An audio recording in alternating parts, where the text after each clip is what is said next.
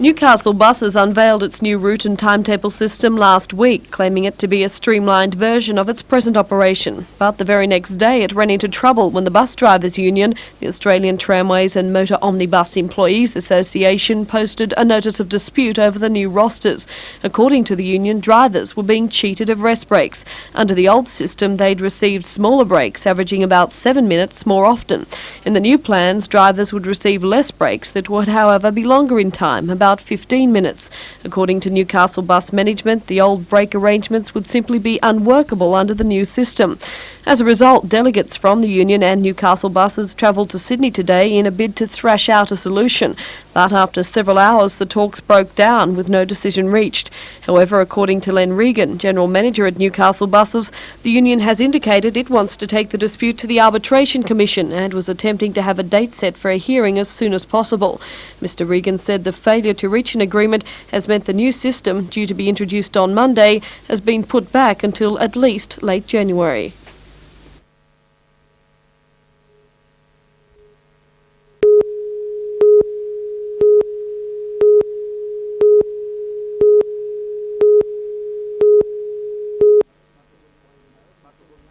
Muswellbrook's Wayne Harris has seen the ups and downs of life, a golden slipper winner on Century Miss in '79, then a near-fatal brain tumour that had the popular hoop fighting for his life. Harris recovered to the point where he could resume racing, and on his return it was obvious he had lost none of his skill.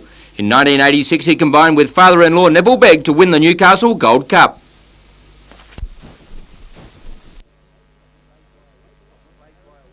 Plagued by a weight problem, Harris headed to Ireland this year, where he had a great season. I went over there 2 months or more into their season and ended up running fifth in their premiership and rode 35 winners, so I did quite well my first season in Europe.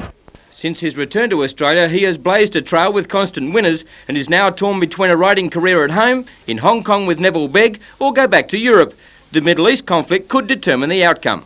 The Arabs have told us before the end of last season they'd have to cut their racing down and maybe stop altogether, so that will have a big influence, and if the war doesn't break out, there'd be a good chance that I'd go back.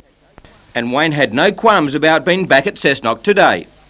I've been very lucky, boy. I've seen a lot of the world and been a lot of the tracks, and you know, I really enjoyed my time in Ireland, but it's good to be back here, especially coming on Christmas, and see all my old friends again.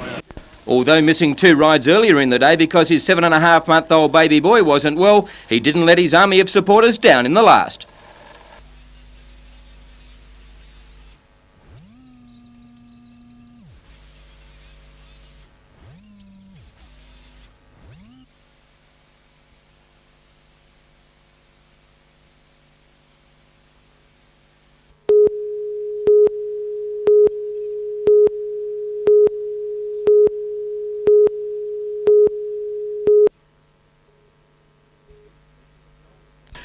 These people are gold medalist champions. They're quiet achievers who've pushed themselves to the limit of their abilities and have won a chance to represent their country. Along with more than 500 other mentally disabled athletes, they've just competed in the 3rd National Special Olympic Games in Melbourne.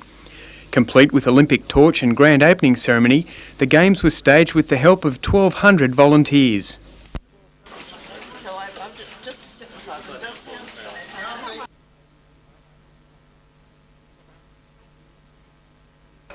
From exhibitions to competition in the pool, track, field and gymnasium, each athlete had a reason to be there and a barrier to beat. Nervous. When we were down there, I got the hiccups before I went out. Everyone supports everyone. You take it in your stride. I'm proud. We're lucky. It's where all the training and all the work we've done, it's paid off.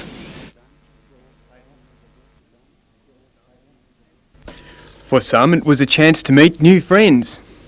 Get their addresses and whatever so we can contact each other and stuff like that. 43 athletes from the Hunter competed. 7 were selected to travel to the International Special Olympics in Minneapolis next July. It'll be bigger than Barcelona with 5,500 competitors. There's an intensive training road ahead in basketball, gymnastics, athletics, soccer and aquatics, but the squad already knows the benefits of teamwork. We're all good friends, all mixed together, talk, friendly. Try to support each other. Leon Burwell, Laurie Harvey and Peter Del Santo will coach the side. They're working with some determined athletes. I just love doing the sports. Get out there and go for it. Let me win, but if I cannot win, let me be brave in the attempt.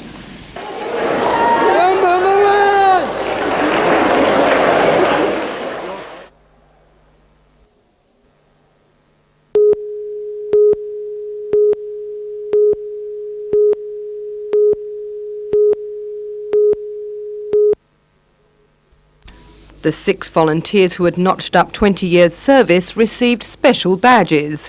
These ladies are part of a 36-strong team devoted to making life at Belmont Hospital just that little bit more comfortable for patients. Apart from flower arranging, hairdressing and errand running, they offer companionship to the sick. Their fundraising efforts have seen the refurbishment of the labour ward and the supply of much-needed equipment. Meanwhile, in Charlestown, the tables turned for Meals on Wheels volunteers. The 300 helpers who have provided 13,000 meals to over 100 aged residents this year alone, today were on the receiving end. A tea party was held to thank them for their hard work throughout the last 12 months.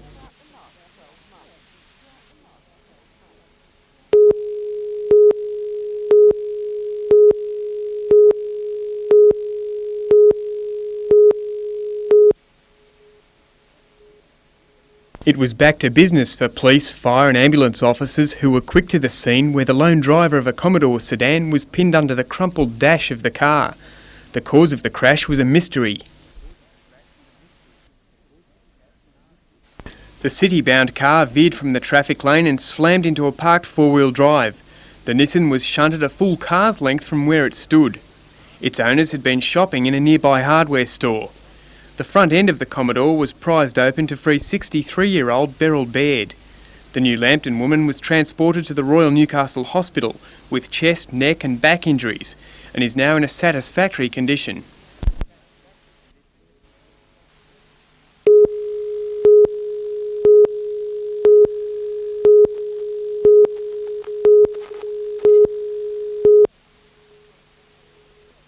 From January the 1st, it will cost an extra $500 for any passenger aircraft to land and take off at Mascot between 8 and 9 in the morning and 6 and 7 in the evening, in a bid to avoid congestion at Sydney's main airport. Yanda, which operates 9-seater commuter air services from Maitland, Cessnock and Scone, this week increased its ticket price by an extra $4, and timetables were changed to cut back on peak hour travel. Aero Pelican at Belmont will increase its fares $6 to $64 each way from Monday, and 2 peak hour flights will be rescheduled to avoid the surcharge.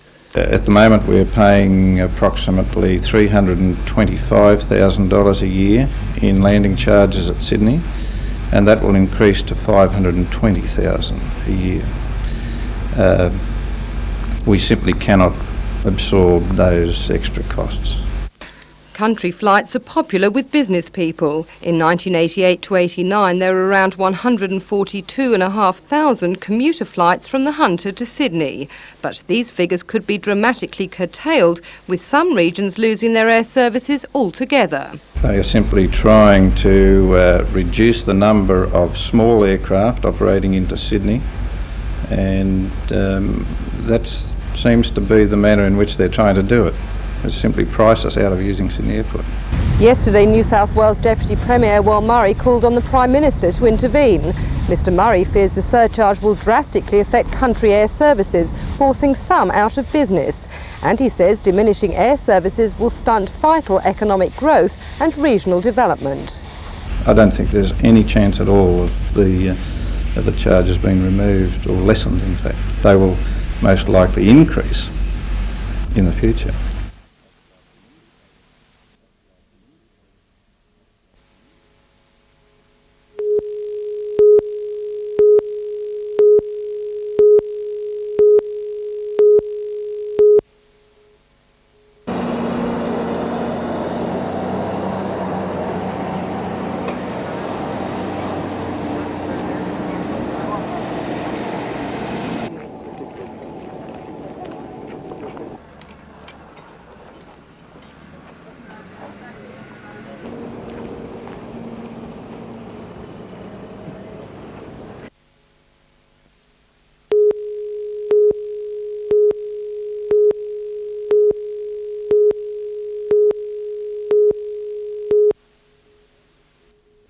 It wasn't easy being green, but at least it was cheap.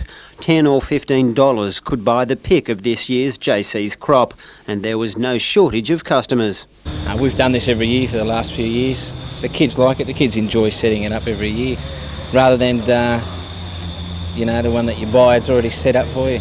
350 trees were donated by people clearing private land, but supply was never going to keep up with demand.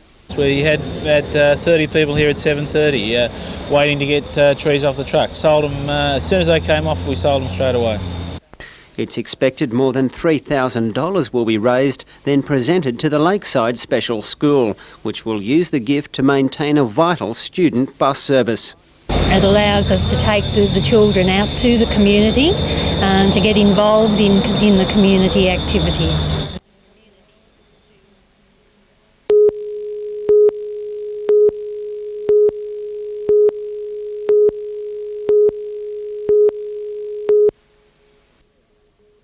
It's a rare game of cricket where the non-striker goes up with the bowler in appeal. That was the spirit the annual TAB City versus Country game was played in. The City boys belied their background with some frankly agricultural shots, while those dismissed were banished to the doghouse for some fielding practice. The countryside, made up of staff from the 50-odd TAB agencies in the Hunter, currently hold the much-coveted Bruce Baird Shield, and the locals fancied their chances of retaining it. The best bet all year, as far as the TAB is concerned, that the countryside can beat these city blokes easy. In true TAB tradition, there was some frantic side betting, but with play still in progress, the smart thing to do is have a bid each way.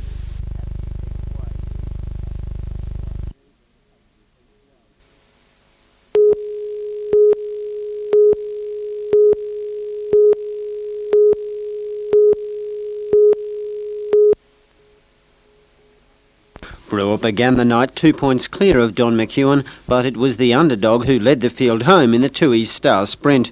Brewer's second place left the pair equal going into the final, but it was Ron Pine who caused the upset to win the feature race in the record time of 5 minutes 39.2 seconds. Brewer took third while McEwen was relegated to fifth, which left things just as they started, Brewer 2 points clear. Australian champion John Pine was an early casualty after this crash, while Peter Garrett also kept the crowd on its toes with this panel-pounding effort. Round 4 is scheduled for next Saturday night.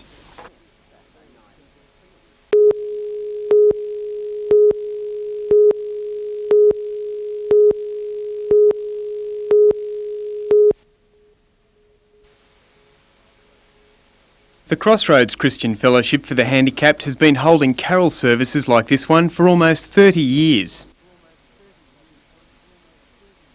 It's an extended family that started here in Newcastle and is now reaching out to other parts of the world.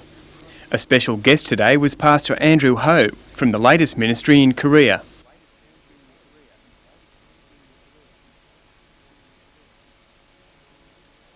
There was even a little charity under the shadow of the taxation office. Tax workers gave their time to put on a barbecue, gifts, games and carols for a group of foster children from the Centre Care Agency. This year was a first, but organisers hope to make it an annual event.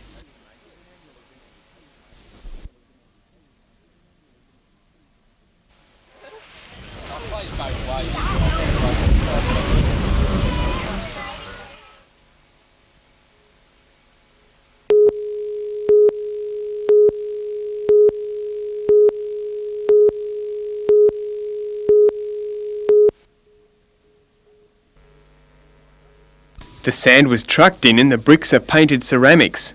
The gallery wasn't damaged in the quake, but now it's a construction site for school children's images of that time. The bricks were fired by Newcastle University ceramics students, painted by the children, then glazed. They depict the moment the quake hit, the closed city and buildings swathed in scaffolding. The bricks will be assembled into a wall and go on permanent display. A concern for the environment and a desire to spread awareness about issues such as logging, wood chipping and protecting native animal habitats is behind the local Wilderness Society's latest art exhibition at the Hunter Heritage Centre.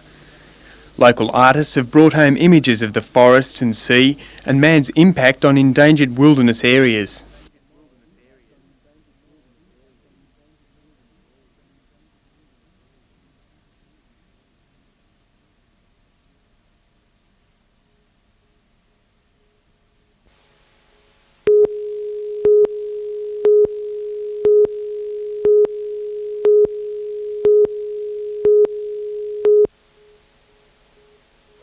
be able to hand you a cheque for $250,000 for your floodlighting.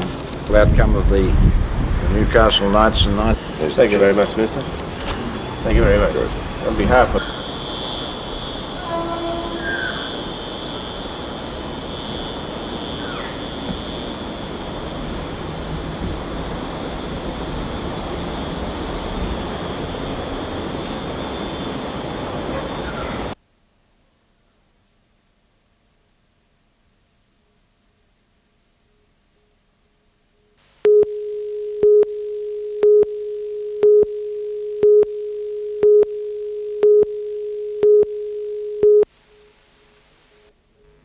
Situated less than 2 kilometres from the residential fringe of East Maitland, the Delta Colliery has become a hotbed of controversy in more ways than one. Council is considering using the site as a landfill rubbish tip. Residents say that would be like adding fuel to the fire. We're talking about combustion breaking out in stored coal reject or chitter, and it simply ignites and fumes and is exceedingly difficult to put out. Residents have commissioned mining reports they say back up their claims that the area is prone to spontaneous combustion, a sort of slow-burning underground fire. They claim a rubbish tip would only make odour and pollution problems worse.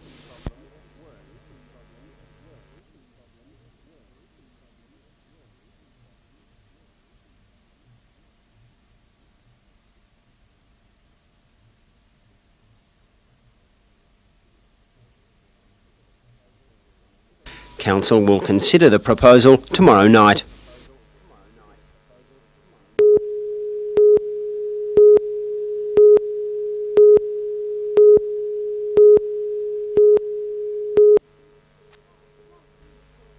Long queues formed throughout the day at the payments desk at Newcastle's tax office as business people rushed to meet the deadline.